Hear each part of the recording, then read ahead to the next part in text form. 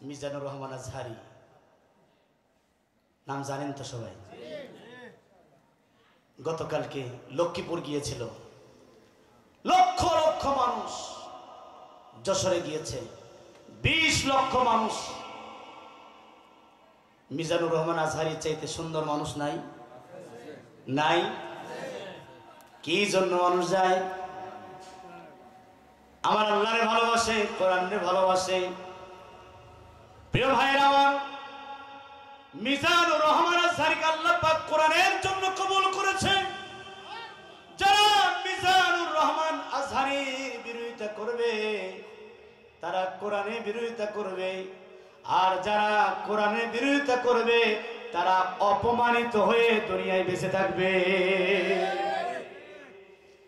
আর যারা এই কোরআনের বুলবুলি, কোরআনের পাখি মিজানুর রহমান আজহারিকে ভালোবাসবে, রাসূল বলেছেন ফাকাদ ইস্তিকমালাল ঈমান। ওই লোকটা, যেই লোকটা আল্লাহর জন্য সব করে, আল্লাহর জন্য নামাজ পড়ে, আল্লাহর জন্য কোরআন পড়ে, আল্লাহর জন্যই দান করে, আল্লাহর জন্যই সদকা করে, আল্লাহর জন্যই মানুষকে ভালোবাসে, ফাকাদ ইস্তিকমালাল ঈমান। ওই লোকটা পরিপূর্ণ ঈমানের স্বাদ পেয়ে যায়। আর ওই লোকটার গোশতের টুকরোটা থাকে তাহেরা, পবিত্র থাকে। পবিত্র থাকার কারণে রাসূল বলেছেন ওই লোকটাই হলো প্রকৃত মানুষ। আর যেই লোকটা আমার আল্লাহরে ভালোবাসে না, মানুষের মতো দেখা যায় কিন্তু ওই লোকটা পরিপূর্ণ মানুষ হতে পারে নাই। প্রিয় ভাইরা, এই জন্য একজন মানুষ যদি হতে চাই, দুনিয়া থেকে সবাই চলে যাব, কঠিন অবস্থা আসবে সামনে। আমার প্রিয় ভাইরা, আল্লাহ পাক রব্বুল আলামিন কোরআনুল কারীমের ভিতরে জানায়া দিলেন ওয়ান নাজিআতি গারকা। বাবারে, যারা মানুষ হতে পারো নাই, যারা ইমানদার হতে পারো নাই, আল্লাহওয়ালা হতে পারো নাই, এমন একদিন আসবে যেই দিন আজরাইল মালাকুল মাউত তোমার সামনে দাঁড়ায় যাবে। এমন একটা কালো ভয়ঙ্কর চেহারা নিয়ে দাঁড়িয়ে যাবে, এমন একটা বিকট চেহারা নিয়ে দাঁড়িয়ে যাবে। আজরাইল মালাকুল মাউতের চেহারা দেখে মানুষের ভয়ে আত্মা ফেটে যায়, কলেজা ফেটে যায়। আজরাইল মালাকুল মাউতের ভয়ঙ্কর চেহারা দেখে দেখবেন অনেক মানুষের চোখ বড় বড় হয়ে যায়। যায় কি যায় না? বারবার চোখ বন্ধ করে, চোখ বন্ধ হয় না। এরকম এমন বড় বড় চোখ করে তাকিয়ে আছে, না জানি কত ভয় পাইছে। বাবারে, দুনিয়ার মানুষকে তুমি ভয় করলা, আল্লাহরে ভয় করলা না। তুমি যদি মরণ থেকে পালাও, তুমি যদি দূরে চলে যাও, মরণ থেকে তোমাকে কেউ রেহাই করতে পারবে না। বাবারে, দুনিয়ার জমিনে কত ধনী মানুষ, কত টাকা পয়সাওয়ালা মানুষ পৃথিবীতে কেউ থাকতে পারে নাই, তুমি আর আমি পৃথিবীতে থাকতে পারবো না। বাবা চলে গেছে, দাদা চলে গেছে, দাদি চলে গেছে, নানা চলে গেছে, নানি চলে গেছে, তাও চলে গেছে, যায় না? কি আমাদের কি মেসেজ দিয়ে গেছে? মেসেজ হলো দুনিয়া থেকে তোমাকে যাওয়াই লাগবে। তুমি কি নিয়ে যাবে আল্লাহর কাছে? দুনিয়ার জমিনে কাজ না করলে পেটে যদি ভাত না যায়, দুনিয়ার জমিনে কাজ না করলে যদি বিবি চলে যায়, বিবি তো ভাত খায় না, কয় যাইরা কাজ করে না। আপনি আমি যদি আজকে অসুস্থ হয়ে যাই, বলবে তাড়াতাড়ি ডাক্তার নিয়ে আসো, যদি ভালো না হয় যাইরা মরে না কে। যদি একদিন দুই দিন এইরকম 1 মাস 2 মাস যায়, যাওয়ার পরে আবার কয় সুই দিয়া মারলে তো মানুষ কইবা মাইরা ফেলাইছি, বিষ খাওয়া মারলো ঝামেলা। আবার যদি কই ফাঁসির রশি দিয়া গলায় লটকায় ঝুলাইয়া থুমু, মানুষ বলবে হারে তুমি কেন মানুষটারে মারলা। মানুষের ভয়ে মানুষের চিন্তা টেনশনে এবার হুজুরদেরকে ডাক দিছে, হুজুর আসেন আমাদের বাড়িতে আসেন, কি অবস্থা কম, কি জন্য যাব? কয় আমার আব্বাই দীর্ঘদিন যাবত অসুস্থ, মরতেছে না। হুজুর আসেন তাড়াতাড়ি জ্বালানি খতম করে আমার আব্বারে শেষ করে দেন। নাউজুবিল্লাহ। কোন কে করেন না? আপনারা করেন না? কয় করি না। দেখছেন প্রিয় ভাইয়েরা, দুনিয়া কি আমার জন্য? আসলে দুনিয়াতে আমি বুঝা, দুনিয়াতে আমার সবাই বেশি হিসাবে দেখে, দুনিয়ায় আমাকে বেশি হিসাবে দেখে।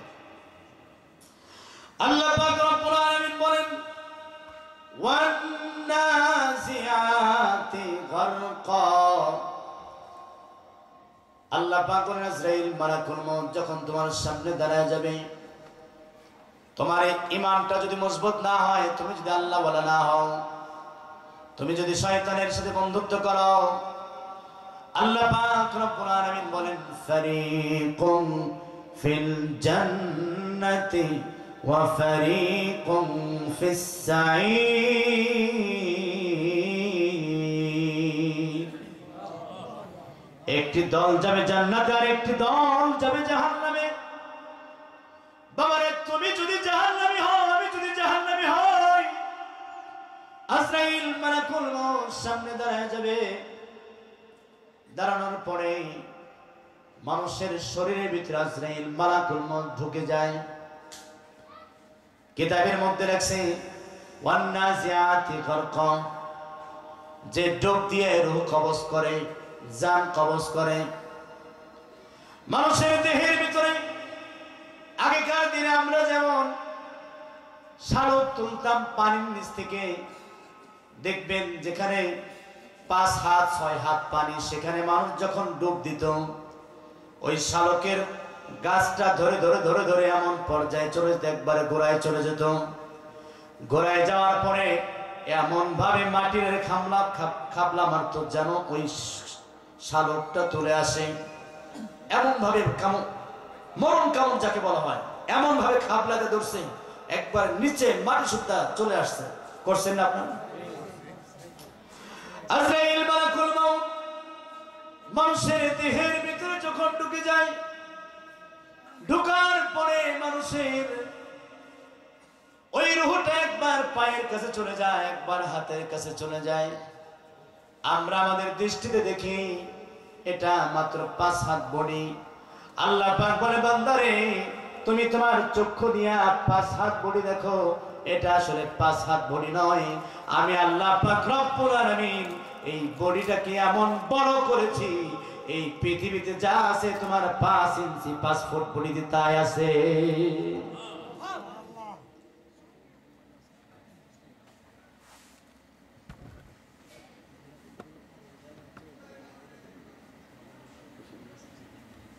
আমার মা বোনেরা যারা আছেন একটু চেপে চেপে বসেন, বাহিরে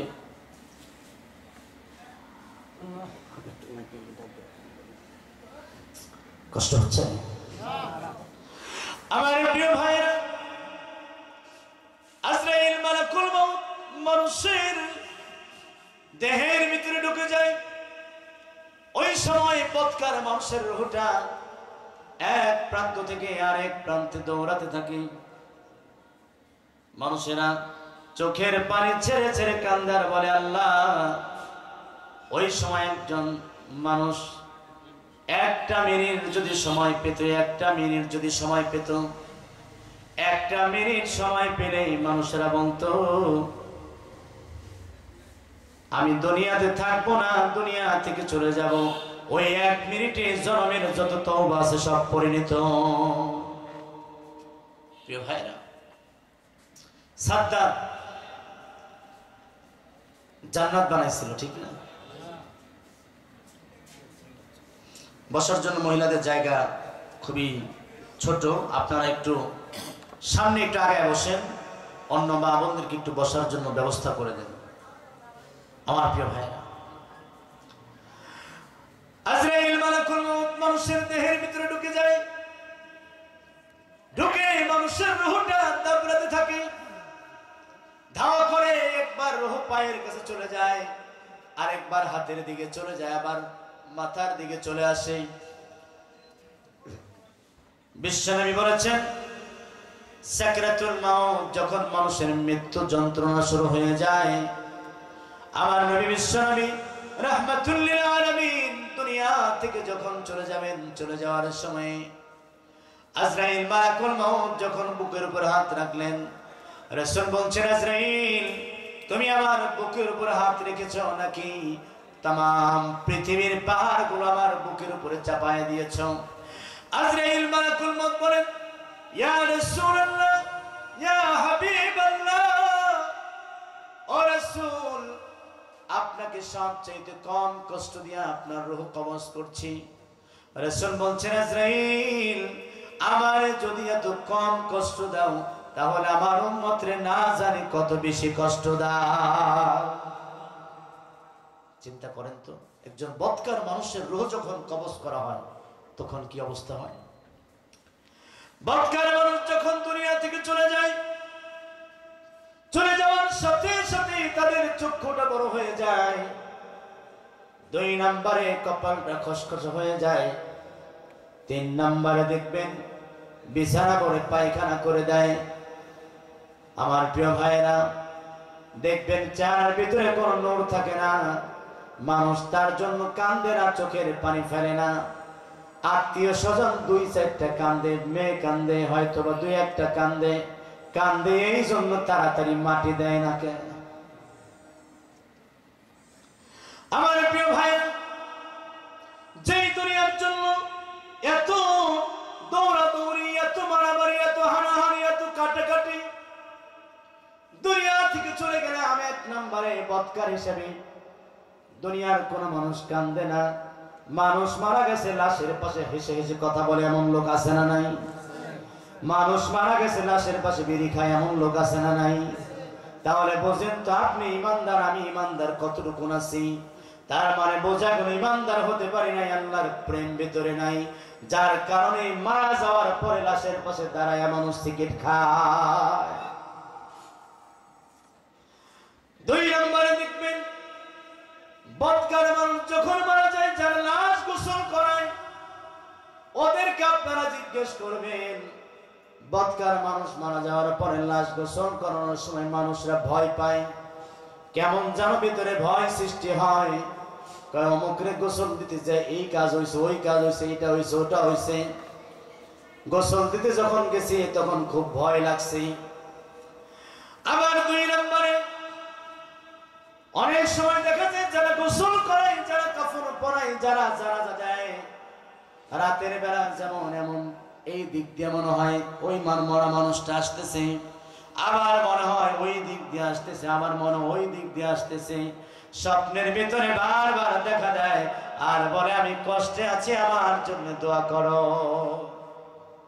প্রিয় ভাইরা, সারা জীবন কোরআনের বিরোধিতা করেছে, নামাজের বিরোধিতা করেছে, আল্লাহর বিরোধিতা করেছে, রাসূলের বিরোধিতা করেছে। ওই লোকটার পাশে যদি কোরআন পড়া হয়, রাসূলের হাদিস পড়া হয়, ওই লোকটার কোনো কাজে আসবে? প্রিয় ভাইরা, বন্ধুরা আমার, যেদিন বদকার মানুষটা দুনিয়া থেকে চলে যায়, ওই দিন দুনিয়া বলে আজকে আমার ভিতর থেকে এমন একজন লোক দুনিয়া থেকে চলে গেল, যেই লোকটা ছিল জঞ্জাল, যেই লোকটা ছিল বলো না, যেই লোকটা দুনিয়ার জমিনে বদ কাজ করেছে, খারাপ কাজ করেছে, নেক কাজ করে নাই।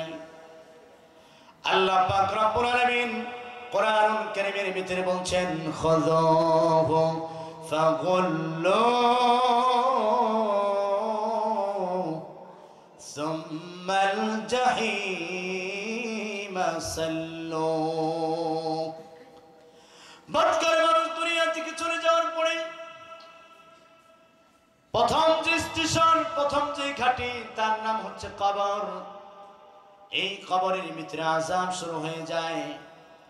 এই কবরের ভিতরে ফেরেশতা যখন জিজ্ঞেস করে দুনিয়ার জমিনে তুমি কারে মানছো, তোমার রবকে, মার রব্বুকা, তখন সে বলে দুনিয়ার জমিনে আমি যাদের সাথে চলাফেরা করে ছোট বসা করেছি, যাদের সাথে বন্ধুত্ব করেছিলাম, তারা তো কোনোদিন আমার রব বলে রবকে আমাকে শেখায় নাই, আমাকে দেখায় নাই। সারা জীবন যাদের সাথে চলাফেরা করেছে, নামাজের সময় কোনোদিন মসজিদে যায় নাই। নামাজের সময় মসজিদ আজান দিলে মসজিদ থেকে, মসজিদের পাশ থেকে দূরে চলে গেছে। তাদের সাথে চলাফেরা করেছে, রবকে আমি তো জানি না, লাদ্রি।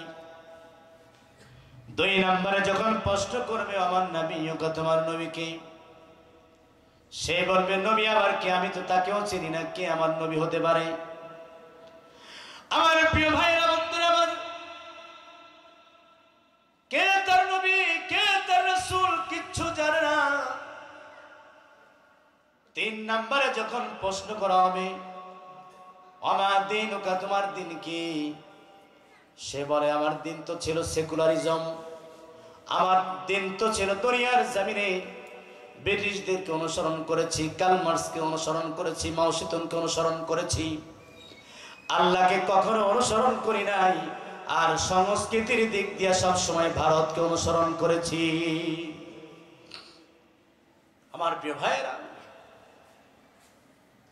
একমাত্র মানুষ নামাজের সময় আল্লাহকে মানে, নামাজ পড়তে গিয়ে আল্লাহরে মানে, আর বাকি সময় যত যা আছে সব কিছু মানুষ মানুষকে অনুসরণ করে। আমাদের দেশের ল চলে মানুষের আইন দিয়া, যে আইনের ভিতরে 1 বছর 2 বছর 5 বছর 10 বছর ঘোরায়, কতক্ষণ ঠিক না? একটা জমির মামলা করবেন, প্রথম পুরুষের জীবন চলে গেছে, দ্বিতীয় পুরুষ শুরু করছে, তৃতীয় পুরুষ শুরু করছে, মামলার এখনো ধারের কাছেই যায় না। আছে না নাই? আল্লাহর আইন দিয়া যদি দেশ চলতো, আল্লাহর আইন দিয়া যদি সমাজ পরিচালনা হতো, এই কোরআনের ভিতরে কি নাই বলেন? মুকাম্মাল নিজামে হায়াত, ওই সিগন্থ পবিত্র কোরআন, এই কোরআনের ভিতরে আল্লাহ পাক রব্বুল আলামিন সবকিছু দিয়ে